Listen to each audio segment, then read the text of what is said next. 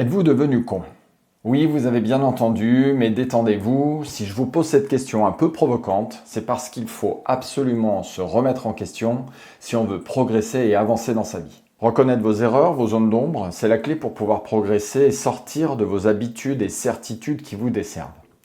En prenant le temps de vous remettre en question, vous pourrez transformer vos faiblesses en de véritables forces. Dans cette vidéo, nous allons voir comment reconnaître que l'on fait fausse route, comment accepter la critique quand elle est constructive bien évidemment, et comment profiter de ces moments de doute pour en faire de véritables tremplins de progression professionnelle et personnelle. Parce que si vous ne vous remettez jamais en question, vous allez inévitablement stagner, vous isoler, et ça fera de vous un vrai con dans le sens où vous-même, vous allez vous empêcher de progresser. Et restez jusqu'à la fin de cette vidéo car je vous partagerai un outil pratique et un logiciel qui vous permettront d'identifier très facilement vos zones d'ombre. Et vous verrez, ça vous aidera à avancer. Alors pourquoi est-ce qu'on ne se rend pas compte qu'on devient con? Eh bien tout simplement parce que plus on répète un comportement, plus on a le sentiment qu'il est le bon comportement, que c'est la bonne chose à faire. On se convainc tout seul en fait. Plus on reproduit une façon de faire, plus on se convainc que c'est la bonne façon de faire. Et ça, c'est un véritable problème parce que ça nous empêche de sortir, on va dire, de notre zone de confort, de sortir de notre vision du monde, qui est parfois malheureusement très étroite, et ça nous empêche donc de progresser, de nous remettre en question. Il faut comprendre que les routines sont extrêmement efficaces. Je vous en ai parlé, je vous ai dit qu'il fallait avoir des routines pour pouvoir gagner du temps dans la journée, se structurer, s'organiser, avoir des temps pour faire ses devis, des temps pour aller voir ses clients, ainsi de suite. Faites attention de ne pas mélanger routine, organisation et étroitesse d'esprit. Il faut comprendre que notre cerveau prend en moyenne 35 000 décisions dans une journée et que nous n'en avons conscience que d'environ 150-200. Tout le reste est en mode automatique. Et heureusement, parce que si à chaque fois que vous vouliez attraper quelque chose, il fallait que vous ayez pleinement conscience de « attention, il faut que je bouge mes doigts, il faut que je tende ma main, il faut que je… » vous deviendriez fou et en fait vos journées seraient très très longues à faire très peu de choses. Donc notre cerveau, lui, crée des automatismes. Notre cerveau cherche des raccourcis. Il répète une fois, deux fois, trois fois la même chose. Il va apprendre, il va comprendre, et il va automatiser pour qu'on puisse se concentrer, on va dire, sur des tâches essentielles de notre journée. Attention à ce que ces comportements et ces pensées qui sont passées en mode automatique à force d'être vues et d'être produites ne deviennent pas tout simplement votre carcan, votre prison dorée dans laquelle vous êtes bien, dans laquelle vous avez l'impression que le monde tourne, alors qu'en fait ce n'est que on va dire une étroitesse d'esprit et une façon très simple de ne pas avoir à remettre en question ce que vous faites depuis peu de temps ou depuis très longtemps. Plus l'habitude est ancrée dans le temps, plus elle est difficile après à changer évidemment. Pour continuer sur le fait qu'on a du mal à voir qu'on devient con, il faut aussi voir que notre environnement a un impact là-dessus. Souvent, quand on s'entoure de personnes qui nous ressemblent, avec lesquelles on s'entend bien, voilà, un groupe, on va dire, qui nous entoure, qui nous convient, eh bien, vérifiez que ces personnes ne sont pas trop identiques à vous-même, dans le sens où on est en gros la moyenne, c'est assez reconnu ça, on est la moyenne des 5 personnes qui nous entourent et qui nous côtoient le plus. Dans la façon de penser, dans la façon d'agir, dans la façon presque d'être en fait. Il y a une sorte de volonté de synchronisation, ça c'est très animal, mais une synchronisation pour faire partie d'une meute, on se synchronise avec les gens qui nous entourent. Ce que je veux dire par là, c'est que si vous n'êtes entouré que de gens qui pensent que vous avez raison, que de gens qui pensent comme vous, que de gens qui ont la même vision du monde que vous, eh bien, vous allez être très peu challengé, vous allez finalement très peu emmené à penser différemment et emmené à évoluer justement. Et c'est intéressant de côtoyer des gens, de s'entourer de certaines personnes qui, de façon bienveillante évidemment, mais vont venir vous challenger, vont venir vous contrarier, vont venir vous apporter une autre vision des problèmes que vous avez, des problèmes que vous n'avez pas justement, que des gens autour de vous vont peut-être identifier. Et c'est ça l'intérêt de pouvoir fonctionner dans un groupe qui partage les mêmes valeurs, mais qui n'a pas la même vision, les mêmes besoins et les mêmes objectifs. Moi, j'aime beaucoup créer ces communautés-là ou être à l'intérieur de ces communautés-là pour pouvoir justement me challenger en permanence, être à l'écoute de la vision des autres, être entouré de gens que j'aime évidemment et avec lesquels je suis bien, mais aussi des groupes de personnes avec lesquels justement je pourrais ne pas être en accord pour venir challenger un peu ma pensée et sortir de ce carcan et cet automatisme qui va m'emmener à penser que j'ai raison dans telle et telle situation. Alors comment identifier finalement que vous êtes en train de devenir con pour continuer sur cette boutade, on va dire?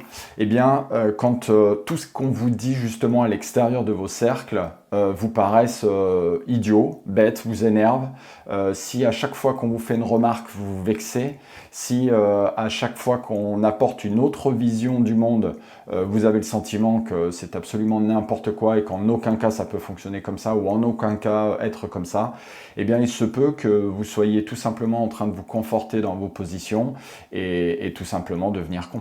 Alors pour moi, la seule façon de progresser, justement, c'est de se remettre en question, vous l'avez bien compris, c'est de vous poser la question si à chaque décision que vous prenez, c'est une décision qui est automatique ou une décision qui est véritablement réfléchie. C'est sortir un petit peu des automatismes. Quand on est à la tête d'une entreprise, on a tendance à vouloir aller vite parce qu'on est pressé, parce que peut-être on manque d'organisation. Et dans cette précipitation ou dans cette fatigue mentale aussi qu'on a, parce qu'on bosse beaucoup et qu'on n'a pas beaucoup de temps pour soi et pour se reposer, eh bien, plus le cerveau va être comme ça sollicité, plus il va être fatigué, plus il va passer en mode automatique parce que c'est bien plus facile pour lui que de se mettre à réfléchir. Et donc, vous allez prendre des décisions sur des dogmes, sur des idées préconçues, sur des facilités. C'est le plus simple, on part comme ça. Et en fait, c'est de loin les moins bonnes décisions. Et c'est comme ça qu'on devient con à apparaître et à faire penser aux autres que on a raison même si on a tort, on a raison même si on n'a pas réfléchi, parce que c'est la façon la plus simple d'agir et la façon la plus efficace d'après vous quand vous n'avez pas le temps de traiter une situation. Alors qu'en réalité, si vous preniez un peu de temps, même peu, mais un peu de temps, pour réfléchir, pour vous poser la question si c'est bien comme ça qu'il faut faire, si c'est bien comme ça qu'il faut agir, tout simplement peut-être quelque chose que vous avez déjà dit à vos enfants, de tourner 7 fois leur langue dans la bouche avant de parler, et bien, des fois, on devrait, nous, en tant qu'adultes, reprendre cette citation, cette remarque, pour pouvoir se l'appliquer à soi-même et se demander si finalement on n'est pas en train de jouer un automatisme qui nous rassure et qui nous donne l'illusion que c'est la bonne décision, plutôt que de se mettre à réfléchir, se remettre en question. Il faut voir aussi que, on en parlait, l'environnement est important. Si vous savez autour de vous, vous entourer de gens qui sont en capacité de vous challenger dans votre intérêt, c'est-à-dire d'être capable de donner leur avis, mais pas pour eux, pas dans leur intérêt, pas suivant leur carte du monde à eux, mais en regardant un peu comment vous fonctionnez. Des gens qui vous connaissent, qui prennent le temps justement de véritablement vous connaître et de vous dire ce qu'ils pensent eux de ce que vous êtes en train de faire vous. Ça ne veut pas dire qu'il vous faudra exécuter, obéir à ce qui vous sera dit, mais vous pourrez, et ça aussi c'est une preuve qu'on devient moins con quand on commence à écouter les autres, même quand au départ on n'est pas d'accord. Si au départ quelqu'un vous dit quelque chose qui vous contrarie, si vous continuez à l'écouter, si vous continuez à prendre en compte son avis, ça vous permettra à vous de prendre une décision qui ira à l'encontre ou non de ce qui vous sera dit, mais on va dire une décision réfléchie et non pas encore une fois un automatisme. Donc entourez-vous de gens qui ont cette bienveillance à votre égard et qui ont cette intelligence de vous dire ce qu'ils pensent sincèrement, suivant leur vision du monde, mais dans votre intérêt. Alors si vous vous reconnaissez dans tout ce que je viens de dire, pas de panique, parce que c'est la prise de conscience qui est le premier pas finalement vers l'évolution et la progression. Et si vous voulez très consciemment vous abonner à la chaîne pour être informé de tout ce qui peut vous être utile en tant que dirigeant ou futur dirigeant dans le monde du bâtiment, n'hésitez pas à appuyer sur le bouton. Alors ne pas devenir con, c'est aussi transformer ses doutes en opportunités. C'est faire de ces échecs des réussites. Là aussi, si à chaque fois que vous échouez, vous en restez là, eh bien vous allez souvent, pour vous préserver vous-même, remettre en question quelque chose à l'extérieur. Je vous en ai déjà parlé ça aussi dans différentes vidéos. C'est véritablement quelque chose dont j'ai très conscience, qui à mon avis est quelque chose d'extrêmement important. C'est l'idée de dire qu'à chaque fois qu'on échoue, il faut voir à l'intérieur de cet échec, déjà, quelle est la véritable part d'échec, où est la part d'acquisition de connaissances. Je vous le citais dans une précédente vidéo aussi, que je crois que c'est Nelson Mandela qui disait qu'il n'échouait pas, mais il apprenait. L'idée, c'est quoi? C'est de dire, dans cette situation d'échec, qu'est-ce qui est un véritable échec et qu'est-ce qui est l'opportunité d'apprendre quelque chose. Mais aussi, qu'est-ce qui m'appartient dans cet échec? Qu'est-ce que je maîtrise? Qu'est-ce que je n'ai pas maîtrisé? Qu'est-ce qui a véritablement posé problème sur lequel je peux me remettre en question? Et non pas tourner vers l'extérieur, comme le ferait un vieux con en disant « Oui, mais là, c'est de la faute des jeunes, bah là, c'est de la faute de la société, là, c'est la faute du fournisseur, c'est la faute du client, c'est la faute des enfants, c'est la faute de ma femme, de mon mari. » C'est toujours la faute à l'extérieur, c'est jamais soi-même qui a une part de responsabilité sur le problème. Et quand on fait ça, eh ben, évidemment, on ne peut pas progresser, on ne peut pas faire progresser non plus les gens, parce qu'on est juste dans le constat de quelque chose qui ne nous appartient pas, et c'est une véritable plaie, parce que c'est le chemin, à mon avis, le plus rapide pour devenir con. Je crois sincèrement que c'est en acceptant l'échec, justement, qu'on peut grandir et qu'on peut évoluer. C'est la seule voie, en fait, vers la réussite. Pourquoi? Parce que tous les plus grands chefs d'entreprise, tous ceux qui ont réussi, ont forcément échoué. Personne n'a commencé tout de suite à réussir quelque chose. Il y a forcément toute une phase d'échec, où face à ces échecs, on est en capacité de se remettre en question, de réimaginer les choses, de réinventer les choses. Toutes les plus grandes inventions et innovations sont nées d'échecs. Et c'est parce que justement de ces échecs, les gens en ont fait des sources de réflexion et d'amélioration, qu'on a à la fin, avec de la persévérance, eh bien une réussite et qu'on devient peut-être moins con en se disant que finalement on peut maîtriser les choses, qu'on n'est pas obligé de subir, qu'on n'est pas obligé d'admettre ce que peut-être autour de nous on voudrait nous faire admettre, mais de tout simplement avoir conscience qu'on a sa vie entre ses mains, qu'on a sa réussite entre ses mains et qu'il est de notre responsabilité d'aller trouver le bon chemin, quoi. Alors comme promis, je vais vous donner un exercice pratique à mettre en œuvre pour pouvoir vous permettre de lever les quelques zones d'ombre, les principales zones d'ombre que vous auriez. Vous prenez une feuille et vous notez 3 domaines dans lesquels vous pensez que vous pourriez éventuellement faire fausse route. Ces 3 domaines, c'est cette feuille sur laquelle vous avez écrit ces 3 questions, ou ces 3 situations, ou peu importe, en tout cas, ces domaines dans lesquels vous pensez que vous pourriez faire fausse route, ou ces sujets, ou ces questions, eh bien, cette feuille-là, vous la transmettez à votre entourage, à des personnes qui seront capables de vous connaître, mais aussi peut-être de vous challenger. Et vous allez voir qu'en retour, vous aurez des éléments qui vont forcément vous surprendre. Vous pouvez aussi, et je l'ai vécu, le professionnaliser, ce que je suis en train de vous dire. C'est-à-dire qu'il y a aujourd'hui des sites internet, il y a des solutions logicielles qui vous permettent de construire ce qu'on appelle des 360 feedback, c'est-à-dire des questionnaires qui parlent de vous, qui parlent de vos comportements, de vos pensées, de vos actions, de ce que vous pourrez améliorer sur vous, de ce qui est fort chez vous, ainsi de suite, vos forces, vos faiblesses, et j'en passe des meilleurs. Des questionnaires extrêmement fournis sur lesquels vous allez vous auto-évaluer. Et après avoir fourni les coordonnées mail des personnes que vous allez vouloir interroger, la plateforme va envoyer automatiquement ce même questionnaire, évidemment vierge. Les gens n'auront pas les éléments que vous avez remplis, mais ce questionnaire vierge sera envoyé à l'identique aux gens que vous aurez cités.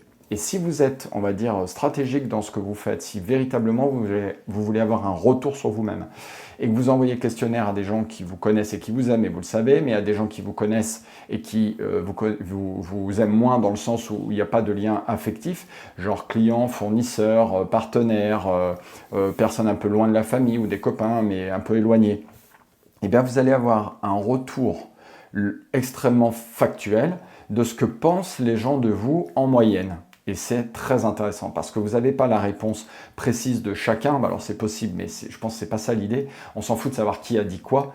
Ce qui est intéressant, c'est d'avoir la moyenne des retours sur les sujets concernés. Et là, moi, pour l'avoir vécu, ça fait bizarre parce qu'il y a certaines choses que j'essayais de cacher de mon comportement parce que je pensais qu'ils n'étaient pas adaptés, parce que ça se faisait pas ou des choses comme ça, qu'en fait, mon environnement et les gens qui me connaissaient plus ou moins m'ont clairement fait remonter en me disant là-dessus Roland, c'est dommage, par exemple, de donner mon avis. J'avais du mal à un moment donné à me positionner.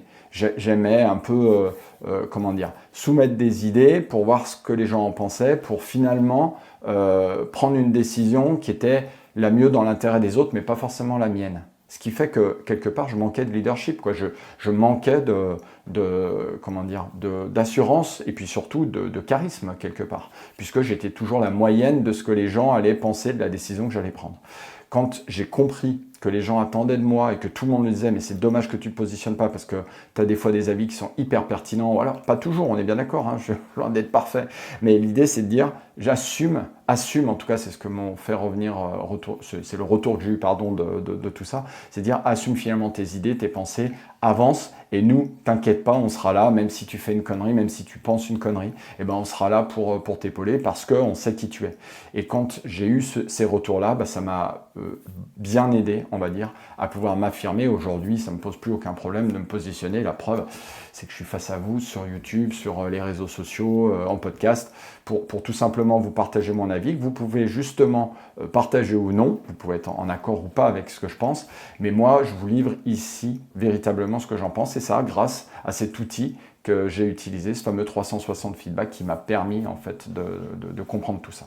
Alors, je vous invite véritablement à faire ces exercices, à prendre conscience de tout ça, à être présent au quotidien dans vos décisions et à ne pas vous laisser piloter par votre cerveau qui veut créer des automatismes. En tout cas, pas à chaque instant de votre vie. Il faut que vous preniez le contrôle justement de vos décisions pour ne pas rentrer dans des dogmes, pour ne pas rentrer dans des étroitesses d'esprit.